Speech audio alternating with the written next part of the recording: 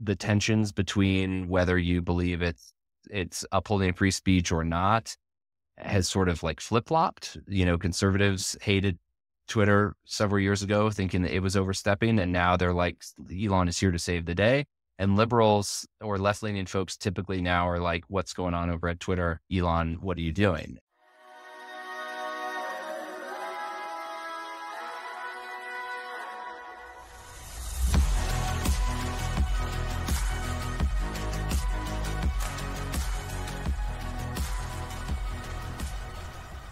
Welcome to another episode of the MindHack podcast. I'm your host, Cody McLean, and I've spent my career building and scaling businesses, navigating the highs and lows of entrepreneurship. On this podcast, we dive into the minds of industry leaders and experts to uncover what drives them and the insights they've gained along the way. Today, we're diving deep into the chaotic and fascinating world of Twitter with none other than Kurt Wagner, the author of the book Battle for the Bird, Jack Dorsey, Elon Musk, and the $44 billion fight for Twitter's soul. Kurt's got the inside scoop on how two tech titans wrestled over one of the most influential platforms of our time. From secret boardroom betrayals to late-night tweet storms, we'll explore how Elon went from joking about buying Twitter to shaking the company's very foundation. We'll also dig into Jack Dorsey's quiet influence, the staff chaos post-Takeover, and how this battle has reshaped the platform and the future of free speech. This episode has it all: backdoor deals, employee exits, and high-stake decisions that changed everything. We'll uncover the drama behind the scenes, the pivotal moments that shaped Twitter's fate, and what it all means for the future of social media. So without further ado, please help me in welcoming Kurt Wagner. Kurt, welcome to the show. Hey, thank you so much for having me. So I'd love to just jump into the gritty nature of it all. When Elon initially joked about buying Twitter, but within months, it actually became a $44 billion reality. Can you walk us through that turning point when it stopped being a joke and it turned into one of the most significant tech acquisitions in recent history? What was the catalyst? Yeah. I mean, there's some debate as to exactly what ultimately motivated this guy to buy a platform that he loved, right? This is something he'd been using for years, something he clearly felt a connection to. So someone described it as like, when maybe a rich person, but who's not the richest man in the world, says, hey, I really love that beach house over there. They want to buy their summer vacation home. It's sort of like Elon buys his favorite social network. But I do think there was a handful of things leading up to the purchase that any one of them, or maybe all of them combined, maybe sort of motivated him. I think you have to start in January of 2022. And that is when, and I document this in the book, he reached out to Twitter because he was upset about an account that was on the platform called Elon Jet. And this account was following the movements of his private plane, right? So when it took off, where it landed, how long it was in the air, what the CO2 emissions were. And Elon did not like this at all. He thought it was an invasion of his privacy. And he reached out actually to the CEO of Twitter at the time, Parag Agrawal, and basically asked him to take it down. And Parag said, no, there's nothing really that this account is doing to violate our rules. And basically right after that, in January of 2022, Elon started building a stake in Twitter, right? And I think the theory, or perhaps, motivation could be that he thought, well, if I'm a shareholder of this company, then maybe my complaints will carry a little bit more weight. Maybe I will join the board, and as a board member, I'll be able to kind of get this stuff done. So that's sort of one theory. I think, the other is we saw his ex-wife, Tallulah Riley, complained to Elon in private about the fact that Twitter had banned an account for the Babylon Bee, which is a satire site that was making jokes about trans people. And Twitter considered that hate speech, and they took the account down. And you see this back and forth text messages between Tallulah Riley and Elon. That's sort of like, man, what's happening? Why, where's free speech? We need free speech. And she actually makes a joke like, can you please buy Twitter and shut it down? And his response is something like, well, maybe I'll buy it and make it radically free speech, right? And again, this is happening in private, just two people, him and his ex-wife, having this exchange. And lo and behold, a few weeks later, he actually buys Twitter, right? And so I bring these moments up not because we know them to be the exact reason for the acquisition. Elon's own biographer, Walter Isaacson, basically said he had so much money, he just didn't know what to do with it. So he went and bought Twitter. But I really do think it's probably a combination of things, right? He's mad at the company. He wants them to take down these accounts. He's mad at the company because they're not, in his mind, upholding free speech. He's got more money than he knows what to do with. And this confluence of things kind of bring us to April of 2022 when he actually makes an offer to buy Twitter. And I think for some people, it was surprising they accepted. There was a thought, actually, it's hard to imagine now because it feels like he way overpaid for Twitter.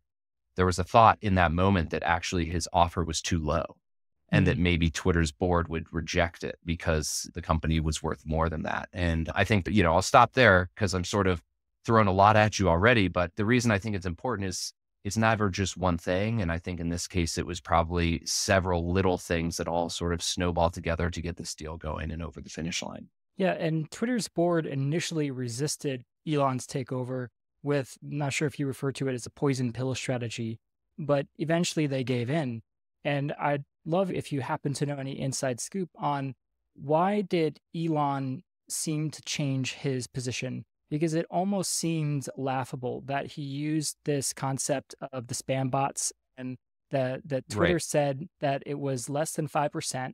And he really stuck and said that, no, it's way more than 5%. I was lied to. So why did the board initially resist Elon's takeover? And then why did Elon seem to change his position after he made the initial offer? So we'll start with the board and the poison pill idea, which you brought up. And I really think from the outside at first, and I remember feeling this way when I first saw that they initiated this poison pill, which for those who are familiar is basically a measure where if an individual shareholder buys, in this case, more than I believe it was 15% of the company, it automatically triggers this situation where they flood the market with more shares, right? They just constantly flood the market so that that person who's trying to buy a significant stake cannot maintain, a large enough stake to have control. And it is a defensive measure. And I think when we first saw that they were initiating this, we thought, oh, wow, they really don't want him to buy Twitter. I think in reality, and what I've learned is it was less about that and more about slowing him down, right? Elon was moving incredibly quickly. He basically sent an offer to the board. Hey, I want to buy you guys. And within like a week, he was like, yo, what's your answer? I need to know right away. Otherwise, I'm going to just, go out and do this on my own. And so I think they were trying to just slow him down. So they sort of threw up this temporary wall, this poison pill wall to try and accomplish that. In terms of why he ultimately changed his mind, so in the end of April 2022, he acquires this company or agrees to acquire it for $44 billion. You have to look at the next 2, 3, 4 weeks after that. The stock market took a big dip.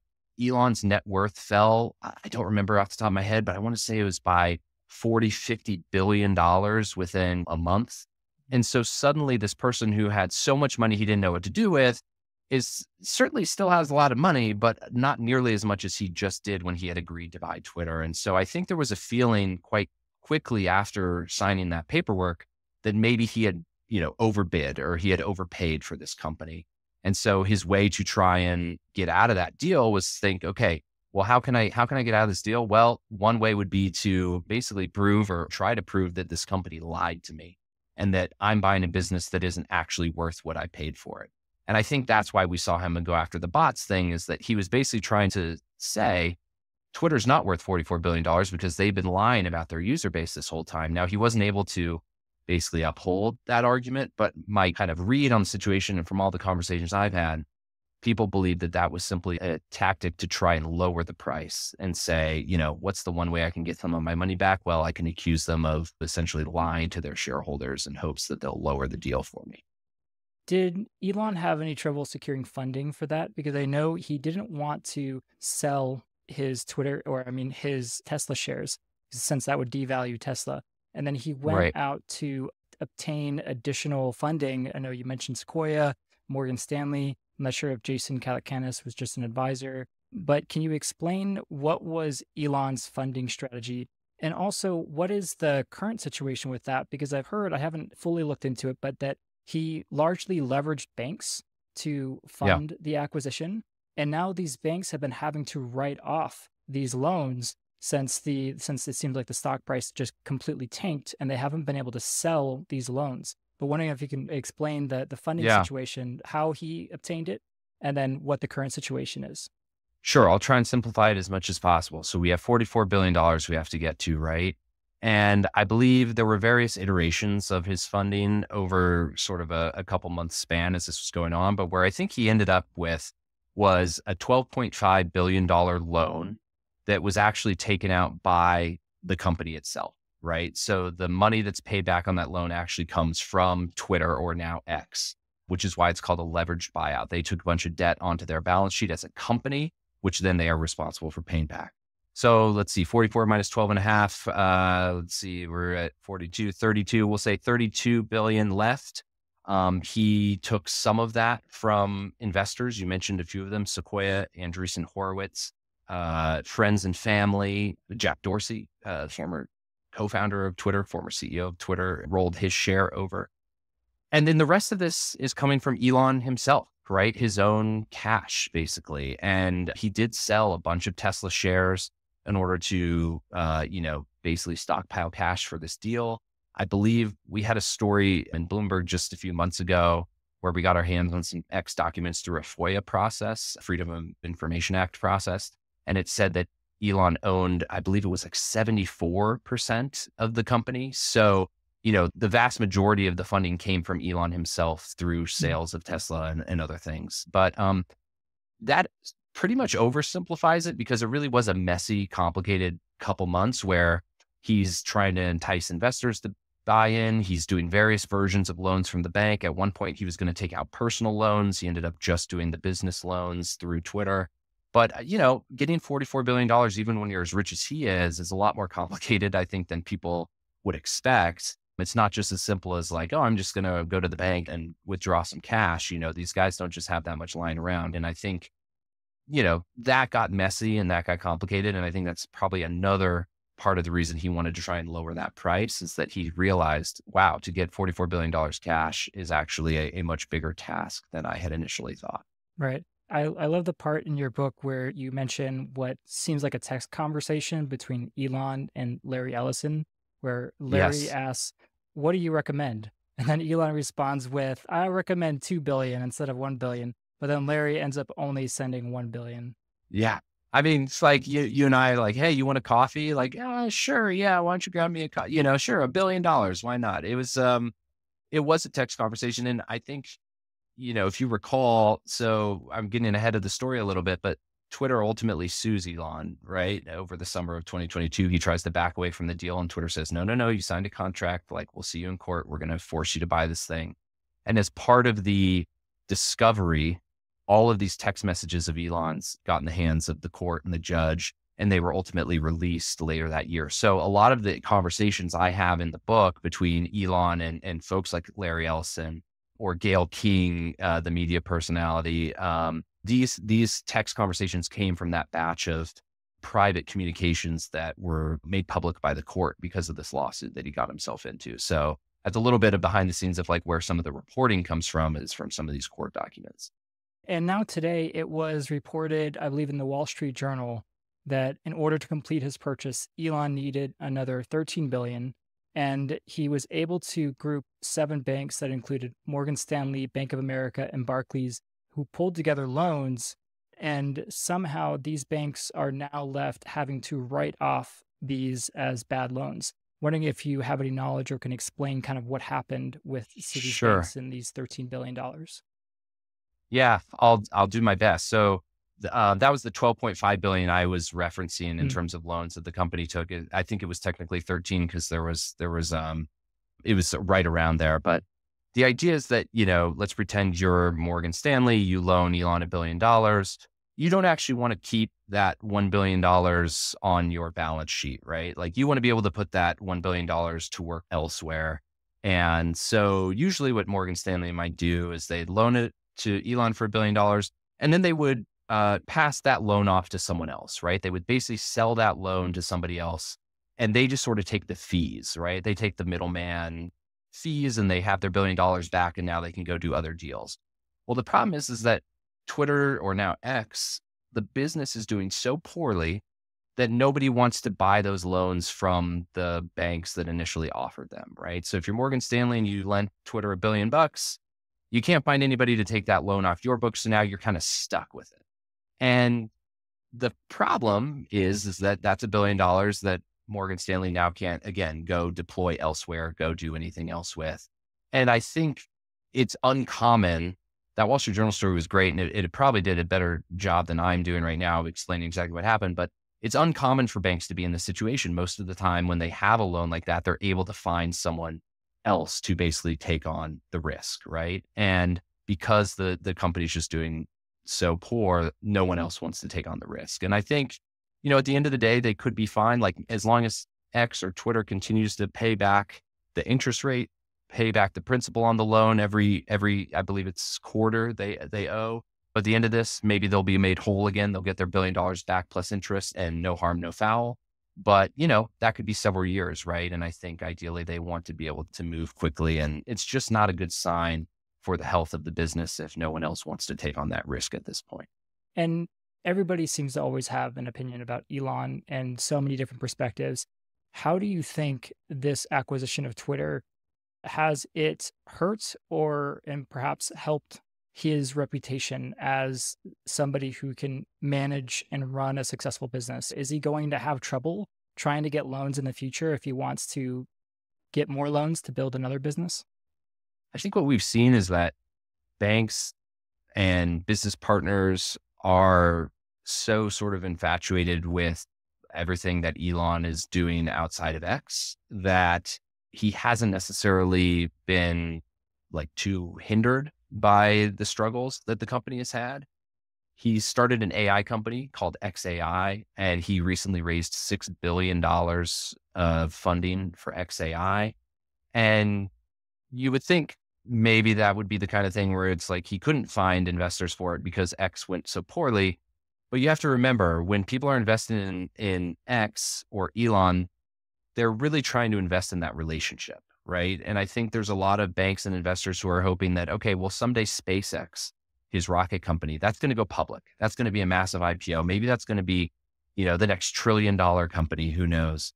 And they don't want to burn a bridge with Elon because when he comes calling and says, hey, do you want to invest, $100 million in XAI? They say, whoa, last time we gave you $100 million, you ran it into the ground. No, they want to stay on his good side, right? So they say, sure. We'd love to keep doing business with you in hopes that that leads to the next big thing, right? I think reputationally, if you ask a lot of these people in private, they might be a little bit more critical, right? They might say, well, gosh, what happened at X is certainly not a good sign. They still want to be in business with him because they see these potential returns down the road. But, I think this has probably done something to his reputation as a business sort of someone who can run a successful business. But I also think Twitter is so polarizing. I mean, you've seen this, right? Like X is so polarizing politically. It's like some people think like Elon taking over X was the greatest thing that's ever happened to the internet. And some people think, it's been an absolute disaster, dumpster fire. And it feels like there's very few people who sort of are in between. It feels like people had picked these two very strong opinions on one side or the other. So I think a little bit long-winded way of saying banks still want to work with him. I do think this is his reputation. And I think for the general public, people have made up their decision or made up their mind about Elon in one very dramatic way or the other. Either he's a savior or, he looks silly with some egg on his face. So after the acquisition, Twitter faced this wave of internal chaos with these massive layoffs and resignations. And Elon seemed to come in with a particular management style, and that contributed to this tumultuous atmosphere at the company. And so do you think it was a feeling of spite, or do you think this is how he runs companies? So what is his management style? How did it impact the culture? And what impact do you think his emotional state had on the decisions he was making in the moment when he first took it over? So Elon has a very aggressive management style, I would say. It's incredibly fast paced. It's very engineering heavy and engineering focused. If you were an engineer working for Elon, that is like you're the tip of the spear, if you will, right? Like you are the cream of the crop at the company.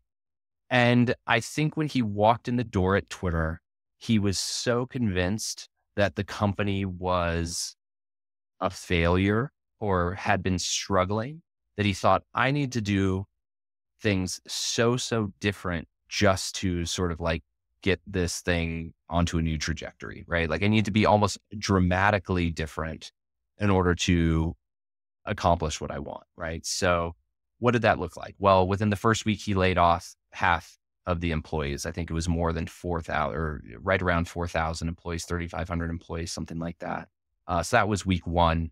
He wanted to do it within days, but they couldn't quite get it orchestrated enough. I mean, it's hard to lay off that many people in a week, and yet here he did. Slashed costs, right? Hey, we're not going to pay for that bill. We're not going to pay rent on that property. We're not going to do this. Changed product roadmap instantly. Was told people, hey, if you can't get this done in the next 10 days, in the next week, whatever it is, don't bother showing up for work or, you're fired, right? So just like there were people literally sleeping at the office in that first week or two to try and meet these deadlines. And I think to some people, that was a really exciting change, right? There was this feeling that Twitter had moved too slowly for a long time, and that suddenly there was someone there lighting a fire under everybody and everything, and that was exciting. And then there were people who were furious, as you can imagine, right? Like suddenly this world, this lifestyle, this product that they thought they knew and had spent years building or working on was being sort of upended overnight. And so, as with a lot of things Elon related, it was polarizing. There were some people who were all about it and really into it. And then there were some people who hated it and couldn't wait to leave. And,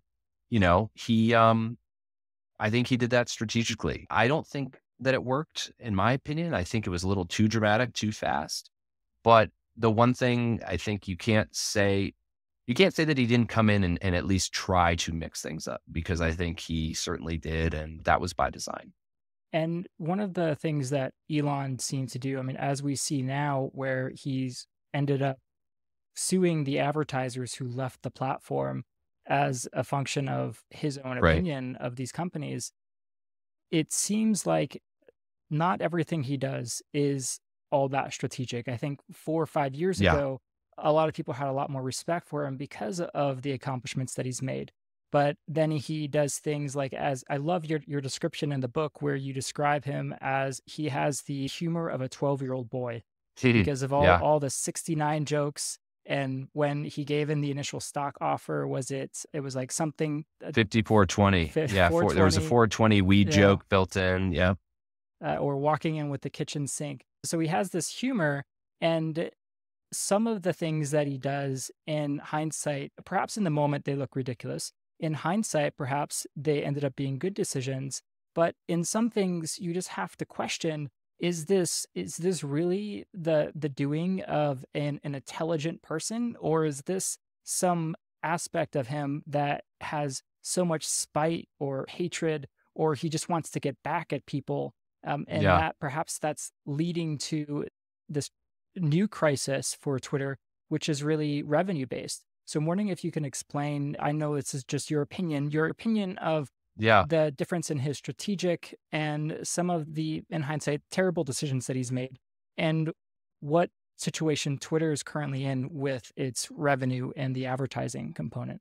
Yeah. I think this is a big part of the downside of moving as quickly as he does, right? We were just talking about how sort of his calling card is that everything has to happen yesterday. Like it is a million miles per hour at all times.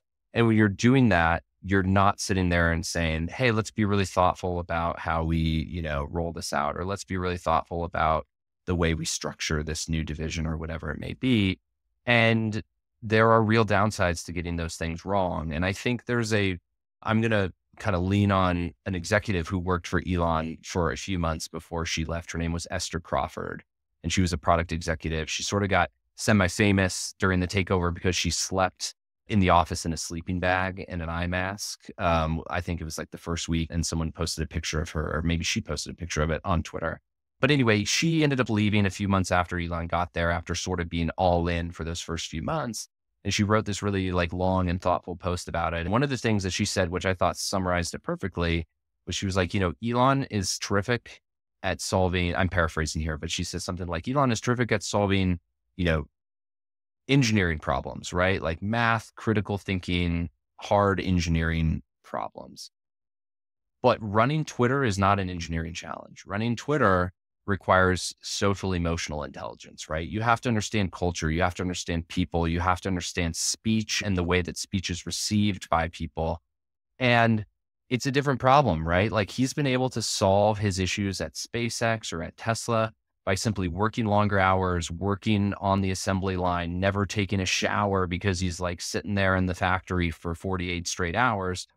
That's not what Twitter needed or really needs. And I think there's a difference. Like, I'm not sure if his skill set naturally translates to fixing or running Twitter the way that it does, building a car or building a rocket ship.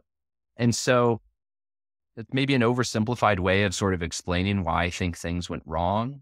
But I think he didn't necessarily have the, social or emotional thought process that is required for some of the decisions he made early on. And I think that really came back to haunt him and bite him because he stepped into a business he was sort of unfamiliar with how to run.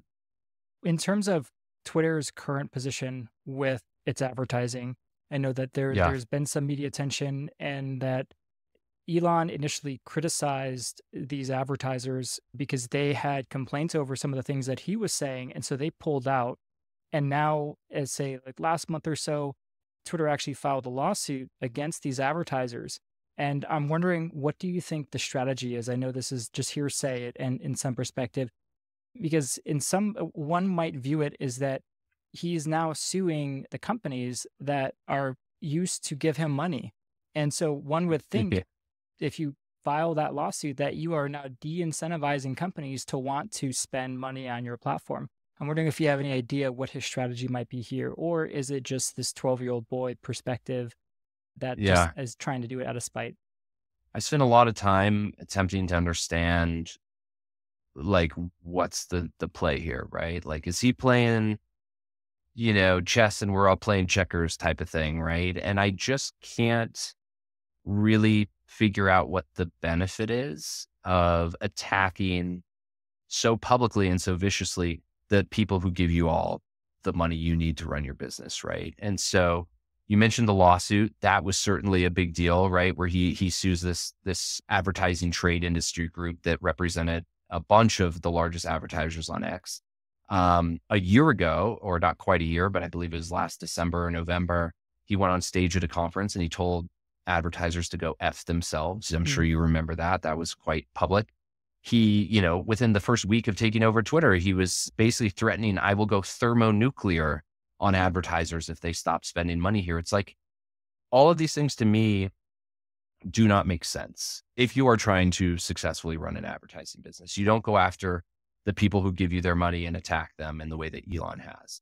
So I can't fully explain it. I don't know if there's a deeper strategy. The only thing that, someone described it to me as sort of burning the boats. They were like, look, he's always thought that Twitter, or now X, needed a different business strategy. Like advertising could not be the full business, right? It's too volatile. You're dependent on people who could just decide they want to pull their spending all the time. And so maybe this is like, all right, great. We're going to absolutely burn the ships. We're going to cut ties, whatever you want to call it, and get rid of advertising so that we're forced to build something else. But to me, like, I don't really buy that, because why would you do that? Like, unless you have another very solid business plan in place, there's really no reason to burn the boats, if you will. And so I think, people are seeking an answer to explain this kind of behavior, this kind of attack that he's had on the ad industry. But I can't sit here and honestly give you a valid reason for him to be doing these things. I think it's sort of self-destructive behavior. And only he could really explain exactly what the end goal is there. Right. And a lot of the book you spend really explaining who Jack Dorsey is. And if I Yes. recall correctly, you were originally writing a book about Jack Dorsey when Yeah. a lot of this stuff ended up happening. And Jack Dorsey had a vision of Twitter as being more of a public service. So I'm wondering if you could explain what Jack's vision was, and perhaps what kind of relationship Jack and Elon had that enabled Jack to be such a proponent of Elon taking over the company. Yeah. Well, you're right. I did originally sort of set out actually to write what I would say was maybe more of like a Jack Dorsey biography. It was certainly more of a like maybe the story of Twitter, but through Jack Dorsey as the main character, sort of like both of them, like the story of Jack, story of Twitter together. And then Elon showed up. So it's funny. The timing was very interesting for Elon to buy the company because I was already working on the book. I was very early, thank God, in the process because pivoting to the Elon stuff was easier that way. But I think Jack's a really interesting character, and I'm glad the first half of the book really focuses on Jack and his impact on Twitter and how we got to this point for Elon to come take over. And I think it's important for people to understand because Elon didn't just show up, out of the blue one day. Like there was a whole backstory that got us here. And I think you mentioned that Jack sort of wanted Twitter to be maybe like a public service. And I really think that's true. I think if he could maybe go back in time, like Twitter would exist without, obviously you need money to run a business, right? But he never really wanted to be this big for-profit, Wall Street behemoth. I think he just wanted Twitter to exist as this platform for people to say what they want and interact and exist in as light touch a way as possible. And what I mean by that is like, he didn't want anybody to have to interfere. He certainly didn't want to be the one saying what you can and can't say. He didn't think the government should say what you can and can't say. It was a very idealistic version of what Twitter ended up becoming. And I think because Twitter ultimately did go public, because it is a business that needs to make money to add employees and users and, it's on this sort of Wall Street hamster wheel, I think he sort of began to resent what Twitter had become. And I think by the time he ended up ultimately leaving the company in 2021, I think he was sort of burnt out by Twitter. I think he was like, hey, I wanted this thing to feel more like a public service. And yet here we are constantly grinding for another quarter of profitability or whatever it may be. And so I think that was really, in a very, very condensed version, I think that was sort of Jack's ultimate issue with what Twitter became and how we got there. Now, in terms of him and Elon, I think what you need to know about that relationship is that Jack Dorsey admired Elon tremendously, right? Elon was someone who he thought was maybe hero is too strong a word, but certainly someone he looked up to. He thought what he was doing with, Tesla and electric vehicles was amazing. What SpaceX was amazing. He invited Elon to speak at the company all hands. He would, text or DM Elon. So like there was a bit of an infatuation there, right?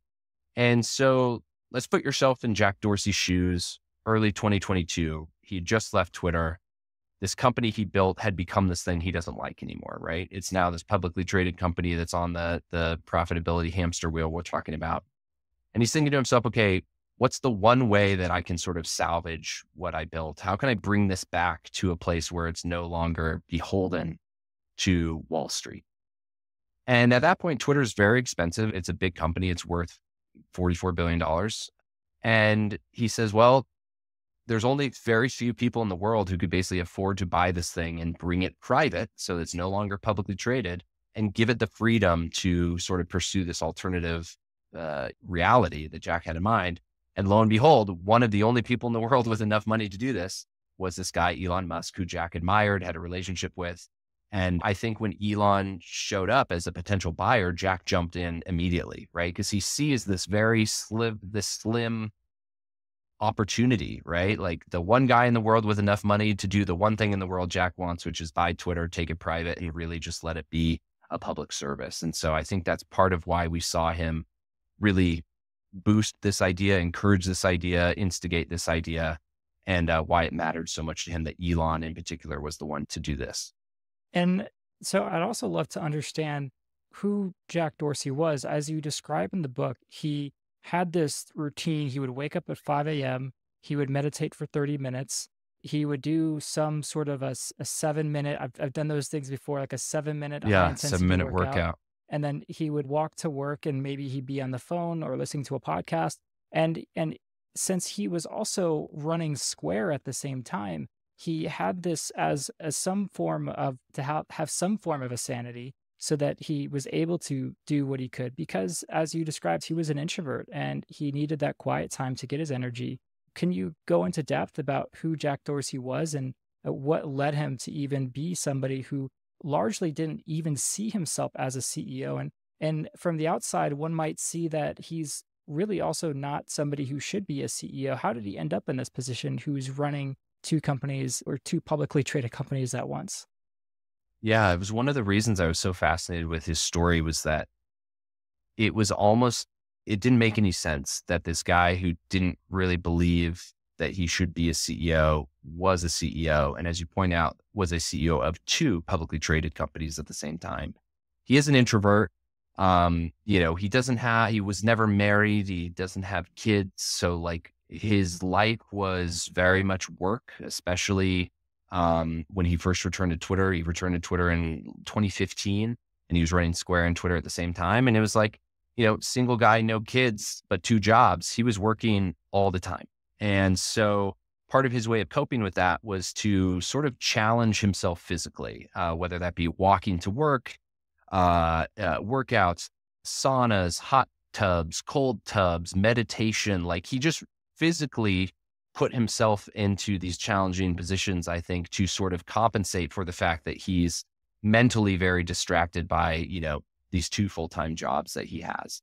I think as he got comfortable running those two companies, things changed a little bit. And, the way I think about Jack is like, he's an idealist. I think he sort of views these things as in their purest form sometimes, right? Like, oh, well, this is how Twitter should work or could work if we get this right. And maybe because of that, doesn't always see like the literal things that are happening right in front of him, right? Or either miscalculates or overlooks them. And so to me, I think like the interesting thing about him, yes, he's an interesting guy personally. Like he went on 10-day silent meditation retreats. He would fast for like days at a time. He would only drink water, no food. Like he's a very unique person in that regard. But I think what made him interesting from a business perspective was that he was sort of this guy who like saw the idealistic version of the things he was running, but was not necessarily like the strong decision maker that we're used to seeing in the tech world, right? Like Mark Zuckerberg or Jeff Bezos, or certainly Steve Jobs back in the day, they would say, here's my vision, and I'm going to control every little specific detail to get this thing to reality. Jack Dorsey was more like, hey, here's a sort of vague vision, and I'm going to let you all get there as best you can and all sort of serve as a sounding board along the way, right? And I just think it's like a very distinct management style that maybe works when you're advising somebody, doesn't really work when you're supposed to be the CEO doing the hands-on day-to-day, which he was not only doing for one company, but was supposed to be doing for two. Yeah, and as you mentioned, there was some ideation on the board that maybe it could be a relationship like Mark Zuckerberg had with Sheryl Sandberg. Sheryl Sandberg, right? Yeah. And I guess that never really ended up working out. Do you think his management style led Twitter to become this kind of overbloated behemoth that seemed to have so many employees, wasn't profitable, and seemed to kind of lack direction on the stage? Because in the back of his mind, he's seemingly growing this feeling of resentment towards Twitter and the capitalistic standards and requirements that you serve the shareholders first. And Yeah. so I see his perspective. How do you think he feels now after Elon took over? There was a time where he has acknowledged publicly that like things did not go as expected or as planned, right? He's certainly acknowledged that like the fact that Twitter had to sue Elon to buy the company and all this stuff. And then Elon ended up taking over in a very controversial way, right? Like basically forced in to the company. Jack has acknowledged like none of this was great. None of this was good. But he's also stood behind Elon, at least in the public comments that he has made about it, which are few and far between at this point. I think it was maybe at this point, almost a year ago, I think he went and did an interview that I watched where he basically said like, I still believe in Elon. I still believe this thing can be turned around. Some of that may be that he's actually a shareholder in X, right? So he has $1 billion of his own net worth sort of tied up there. And maybe he's a believer because he needs to be a believer financially to get that money back. But this is the idealistic version of Jack that I was talking about, right? I think he can sometimes like see this big picture, this long form version of something that maybe the rest of us don't see because he refuses to see the roadblocks in between those things. And it's hard to say exactly how he feels today because he doesn't really use X anymore. He doesn't talk about X anymore, as far as I can tell. So he's really moved on from this company and this thing. But I can't imagine that he sits here and says, this is exactly how I envisioned it, right? Like, we know that things are certainly not the way that he had maybe thought they would be when he ultimately encouraged Elon to buy Twitter 2 years ago. Right. And one of his primary motivations was this concern of free speech. And we know that 93% of the employees leaned liberal, and most of the donations of those employees were on the Democratic side. And there was a really great video that Johnny Harris went into. I don't know if you watched. It was about a month ago, where it's titled "The Problem with Elon Musk," and in it he mentions just really the background of Elon and the whole situation with Twitter. And one of his primary reasons for the acquisition was, as he said, he wanted it to be a platform of free speech, and he was too concerned that the liberal media was conflicting with that, and it was creating misinformation. And so now that Elon has taken it over, there's been several instances of Elon actually shutting down accounts. And even we know that he gathered the engineers together and told them, I want you to modify the algorithm because I am not getting enough views on my tweets. Right. And now, even if you don't follow Elon on Twitter, I'll scroll and you'll still see his tweets pop up because they made sure that every time he tweets, it gets shown to more people. What do you think of that? And what is your perspective of this? Did Elon really seek to acquire this from a perspective of maintaining free speech? Because it seems the evidence is contradictory to what he said it was going to be about.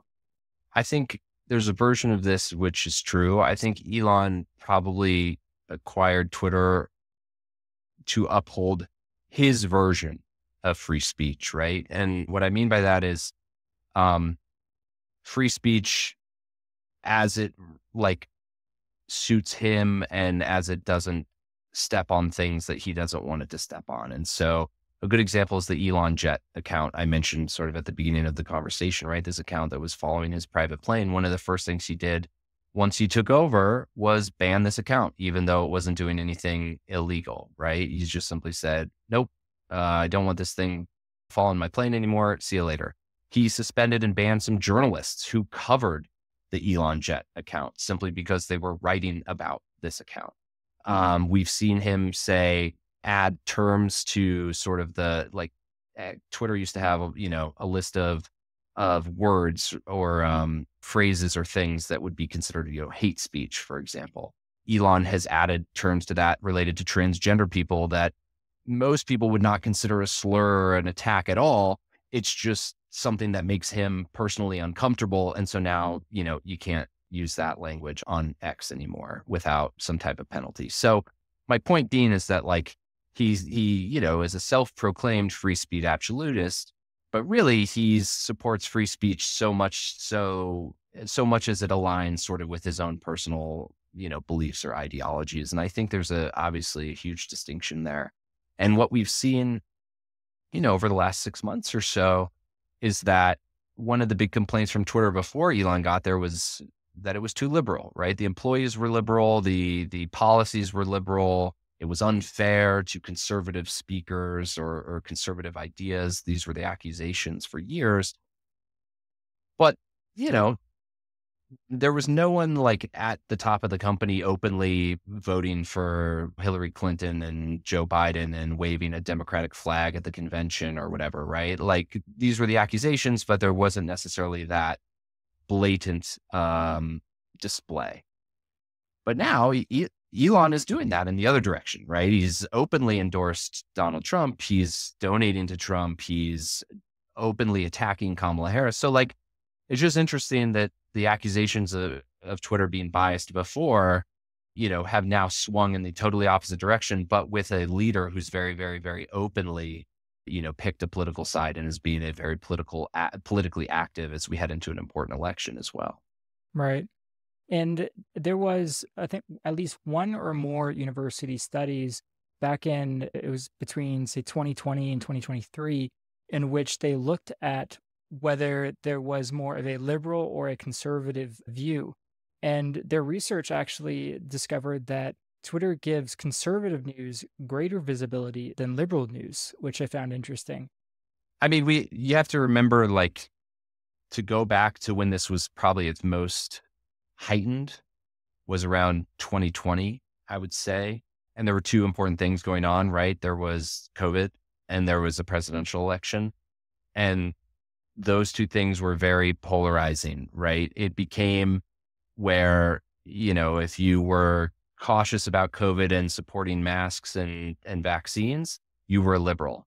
And if you were conservative, you couldn't do any of those things. And so, there was like a tension there, and Twitter was erring on the side of trying to keep people safe and removing misinformation about COVID, which was then seen as a liberal agenda. Same thing with voting in 2020, right? Because everyone's now voting by mail because of COVID. And it was seen like, well, if you support voting by mail, you're clearly left-leaning liberal. And otherwise you're conservative. And so the reason I simply bring that up is, like, I think this has always been a very polarizing platform. I think, like, the tensions between whether you believe it's upholding free speech or not has sort of like flip-flopped. Conservatives hated Twitter several years ago, thinking that it was overstepping, and now they're like, Elon is here to save the day. And liberals or left-leaning folks typically now are like, what's going on over at Twitter? Elon, what are you doing? And it's been interesting pivot because it happened so quickly to see this platform sort of change direction that fast. Have you been able to form any opinion or interview any PhDs or professors that really explores what's the dilemma with running a platform as influential as Twitter? Because this has been a long-standing debate, since these are technically private platforms. So they have their own rules. It's just like being on private property. They can kick you out off of that property, and they can have rules as to what you are allowed or not allowed to say. Free speech is not necessarily a given on these platforms. It is not a federal law. So is there a balance? Do you think that any of these platforms like Twitter, how do they navigate this complex ethical landscape? I'm pretty convinced, having covered this industry for over a decade now, that there's no single person or platform that's going to get this right for everybody, right? I mean, it's impossible. It's impossible. You're not going to be able to properly thread this needle for everyone, because everyone falls on a slightly different place on this very complicated spectrum, right? And so I think what we've seen is, I think the biggest difference is, like, you've seen good faith, in my opinion. You've seen, hey, we're going to attempt to learn, we're going to attempt to understand, and we're going to make the best decision, even though we know it's not going to please everybody. And then there's the Elon approach, which is basically like, this is how I personally feel, and therefore that's the rule, right? And I think a lot could be different about X, or the perception of X could be different if it felt like there was more thought put into some of these things. But it really, to me, just feels, like Elon makes the decisions, and that's what everyone goes with. And no matter what, he's not going to please everybody. But I think at times feels like he doesn't take it as seriously maybe as, people would want him to, or as thoughtfully as people would want him to. And so looking forward, I know that Elon had moved the headquarters of Twitter from California to here in Austin. And it was partly based on a new law that I believe the California law was that if a kid came out as trans or told his teacher or school that they had a different sexuality, that the school was no longer required to tell the parents. And personally, I can understand that, because you can imagine that a kid might be living with parents that would obviously not accept that.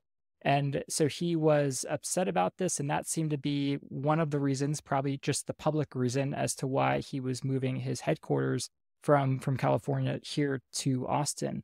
So, looking forward, how do you think Twitter's leadership under Musk is going to go? Do you think it can maintain its influence? Or because I know that we've also seen Facebook has launched Threads, which is very much Yeah. very similar to Twitter. So, what's the risk here? Do you think that there's a good future for Twitter? I'm somewhat skeptical. I'm not of the idea that Twitter will disappear, in part because Elon has so much money, right? That I think he can keep the lights on um, out of his own pocket if needed for a very long time.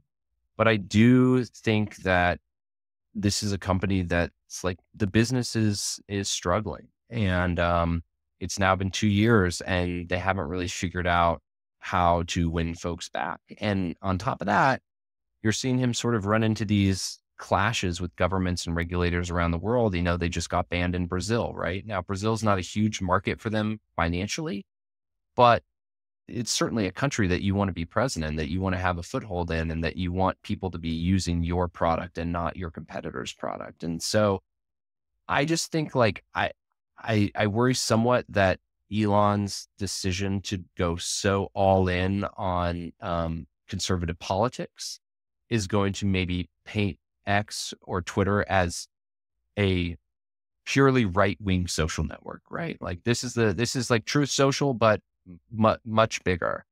And the longer that feeling is maintained, the more it just alienates an entire group of people who don't want to be part of that, right? And it becomes smaller and it becomes more focused on just kind of regurgitating or reiterating the exact same points and the exact same ideas to the same group of people who want to hear them.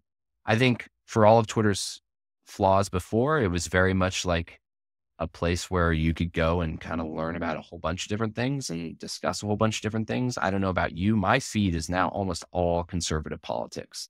And I'm still on X because I cover the company and have been for a long time. It's hard to just walk away, but it's becoming less and less useful to me as a place to go get my news because I just feel like I'm seeing sort of versions of the exact same thing all the time. So I would say, am I worried about it going away like in the next year or two? Not necessarily, but am I, does it feel like it's maybe losing some relevance? To me, I think that it might be. And that's more dangerous, quite frankly, right? Because if you see that relevance, if you see that conversation to a Threads or to Facebook or Instagram or TikTok or wherever people end up going, it's hard to win those people back once they've made a decision to leave. The Twitter algorithm still seems to be relevant in that there is even a documentary about Black Twitter. And I have friends who will go on Twitter for hours. I know my Twitter is full of entrepreneurship, inspiration, and yet I'll see their other Twitter accounts and it's just full of memes about current pop Yeah. culture. And there could be something going on TV, whether it's the Olympics, you'll see instantly people are creating memes. And in some way, you learn more about culture and society, especially if you subscribe to that side of Twitter. But it's still so fascinating how we have Twitter and you can still be in your own bubble, whether that's the conservative media or whether you're just really interested in into cats or pop culture.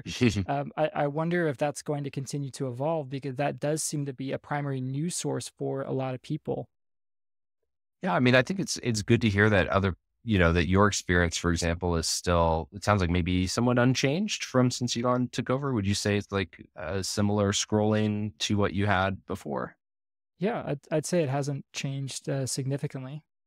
Yeah. So I mean, I guess that's good, right? Because from my perspective, like my feed has changed significantly, and it might be because I'm following so many, you know, media members. It could be because as part of covering Elon, I not only follow him, but I cover follow a lot of sort of the people within his orbit, his friends, his advisors, things like that.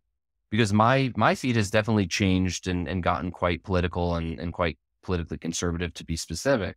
And it's less about, I would say, like news to me and more about just, opinions, or I get a ton of videos. I'm sure you get some video at least. My feed feels like it's full of video, but not necessarily like high quality video, right? Like user generated, like, hey, check out this, crazy thing I saw at the park or whatever. So, I think this is actually a perfect example of like why Twitter may be around for another 15 years, right? Is that for me, it's becoming less useful. For you, it's not. And for every single person, it's going to be somewhere on the spectrum of like, do I get value from Twitter? Yes or no. And I don't think that like it's any one thing to everybody, if that makes sense. It's something unique and different to each person. And that's probably part of the reason that some people are going to stick around for a long time. So I have this 3 questions in this kind of more interactive segment that's more quick. What's one thing about the Twitter deal that surprised you the most? I would say, we talked about it already during the conversation. I think the Elon jet detail was very illuminating to me, right? Because I think as I was set out, working on this book, I like everyone was like, why did this thing happen? Why did Elon suddenly start buying shares in Twitter in January of 2022? Like, what was the motivation? And I can't say for certain that's what it was, but I can say that the timing is certainly very interesting, right? That the same month that he's complaining about this account that he once banned, he starts to build a stake in the company with the hope of presumably using that stake to, wield some influence. I just think that like, to me, that was a really aha moment of like, wow, is this why this whole thing started? I don't know. I can't say for certain, but the timing definitely aligns, and it's an interesting data point. Yeah, for sure. And even though it is public information, I mean, I'm a pilot myself. I fly out of Austin, and I see Elon's hangar that's down there at Austin Bergstrom, but that's publicly available information, and so they're just taking it and posting it on Twitter. And it seems, if I had a thought on it, that it's a billionaire who always gets what he wants, and when you have something that you can't get, you obsess about it, and it just becomes the one thing that you have to figure out how to solve it. Yeah, I think that's probably right. And he had the money to do it, right? He's one of the few people in the world who sort of had the ability to do something about it just with his checkbook. And so that's what he kind of started to do. Do you ever think that Twitter will escape its dependency on advertising? Do you think it'll be able to find another revenue source? Oh man, I've thought about this a lot as well. Um, I mean, I think a subscription business makes sense for Twitter. They haven't figured it out logistically yet, right? Like they haven't figured out what's the combination of like services or perks or whatever that people would pay for that makes sense. I think on paper that should be it, right? Like if you were going to move away from ads, you would go to some type of premium version that people pay for. They've been talking about that for 6 years at this point, well before Elon got there, and they haven't even come close. So I want to say yes, because on paper, yes, of course, there should be a business that isn't advertising, but no one has figured it out yet. And there's been smart people who look to do this. And so I'm going to say like, I won't say never, but I will also say it's been 6 years. No one's come close to sort of figuring out this thing. So I don't know what it would look like, but as of right now, they're pretty advertiser dependent for the foreseeable future, as far as I can tell. And if you think Jack Dorsey could turn back time, do you think he'd still sell Twitter to Musk? I do. I think he thinks that he was making the right decision, that he was saving Twitter from this Wall Street hamster wheel that we talked about. I think elements of the deal in his mind obviously went wrong, right? But I think the general game plan of bringing Twitter private and trying to fix Twitter as a private company or change Twitter as a private company was the plan and was the play, the right play. And so even though things have gone the way they have, I think he, and I say this, I'm kind of going based on the things he said publicly since the deal went down. I get the sense he's sort of bought into the idea that this was the right strategy, even though maybe the outcome hasn't been ideal for a lot of people. This was the only and right way to do it. And because of that, I think he would probably do it again in hopes that maybe some of the specific details of what happened would get changed and we'd be in a different situation now than we are. But I think he believes in the broader plan that ultimately ended up happening. And on a more personal note, writing a book as comprehensive as Battle for the Bird is no small feat. Do you have any tips, habits, routines that helped you to manage the complexity of this project? Do you have any advice that you give to aspiring writers or journalists who want to tackle similarly challenging topics in the future? Sure. I mean, I think there were two things that sort of, you know, were a huge boost. One, just basic organization of notes, sources. I had so many spreadsheets, like calendars, right? Like these, like mapping things. Basically, you're sort of a historian. You're mapping. Well, when did all these things happen? And so I had a spreadsheet, like a calendar spreadsheet, where each tab was a different month, and I'd have 20, 30, 40 bullet points within each one, and then I could jump between. So that's very meticulous. It's time consuming. But every time I learned something new, I'd plot it on my calendar, right? I'd put it in the timeline. And I think for me, just like basic organization was huge when you're dealing with this much information and this much sort of nuance. And then I think the other thing is I've been writing for a long time and I always hated outlining. To me, I was like, why would I write twice? Like, why would I outline, but then also have to write the story? Why should I just do one? But I think with a project this big, I was sort of forced to outline. And I think that I was better for it and the book is better for it. And everything from like setting 3 big or 4 big sections for the book to then breaking down the chapters within them to then breaking down the sections within those chapters. And I spent a lot of time literally with physical note cards. So I would say, okay, I'm writing chapter 5. It encompasses this sort of time period. I'd look at my timeline and say, okay, here are the 20 different things that happened within that time period that I want to be sure to highlight. I'd write them down on 20 different note cards and I'd literally sit in my living room, put them on the floor Wow. and like map out the sections, right? Okay, well, these 3 note cards go together. Let's make that section 1. This is section 2. So it sounds a little daunting perhaps, or at least it seemed daunting to me, but like meticulous notes in the timeline and then meticulous sort of outlining and going so that when you go to write, you have a game plan. I think for a project this big, those are both a necessity. So I'm glad I did them. I'm sure I would do it slightly different if I were to ever do this again, but I think those are two things that I would definitely start with if I were to ever do another book. And before we wrap up, I'd love to know what's next for you. Are there any new projects on the horizon, or is there anything that you see in the social media landscape that you are looking at with a close eye, with some change might be in the horizon? No other books planned at the moment, although I did really enjoy writing this one. So maybe someday. It's like one of those things.